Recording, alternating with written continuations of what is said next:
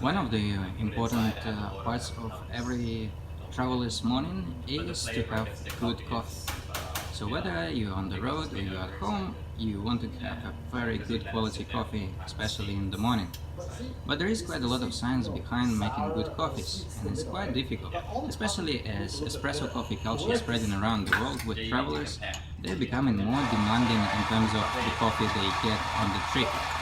And so in our school, it's also important to teach students how to make good coffees. And today we even have a workshop for our staff to learn how to make espresso coffees. And Jonathan Sutton here was providing us with his knowledge about coffees around the world and how to make it very tasty. Hello, and today we are talking to Jonathan Sutton, one of the instructors in our School of Hotel and Tourism Management at Hong Kong Polytechnic University. And we want to learn more about the coffee culture, how it's affecting travel, and also the skills needs to be learned to make good coffees. So thanks, Joe. Yeah, no problem. Good to be here. So do you see that the coffee culture is spreading around as people are traveling, and they seem to be more interested in making espresso coffees especially? Yeah. So I think Hong Kong as an example, coffee culture in Hong Kong has definitely increased a lot over the last 10 years. I see a lot more boutique coffee shops, independent coffee shops popping up. And I think as the coffee culture grows, people become a little bit more interested about where the coffee comes from as well. So yeah, there's definitely a lot of interest, particularly from people in Hong Kong. Yeah. And in my travels, I also went to some of the coffee plantations when I was in Timor-Leste, and it was interesting to see that tourists actually come to Timor-Leste to see how coffee is made, to see and meet coffee farmers.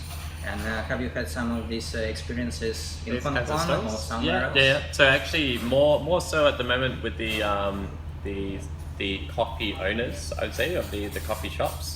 A lot of these owners seem to have a passion for coffee, and through their travels, they've started to definitely take back the coffee that they have found, and that seems to be kind of a travel / lifestyle / interest and hobby, and then turn business kind of thing. About just general population, I think it's slowly starting to happen, and I think you're right. Like places like Timor-Leste or Papua New Guinea and kind of remote places are becoming now quite interesting and cool to go to. So the coffee is kind of like a byproduct or like a secondary kind of attraction, but definitely something that they do seek out to go and do. Thank you for organizing a workshop for us to learn about coffee making, and our students also learn about how to make espresso coffees, right? Yeah. So where does that fit into our degree programs? Into our program, so normally these students will learn in year 2. So we have a subject which is 2306 for our degree students, and basically they will get the chance to basically make coffee for about 3 weeks.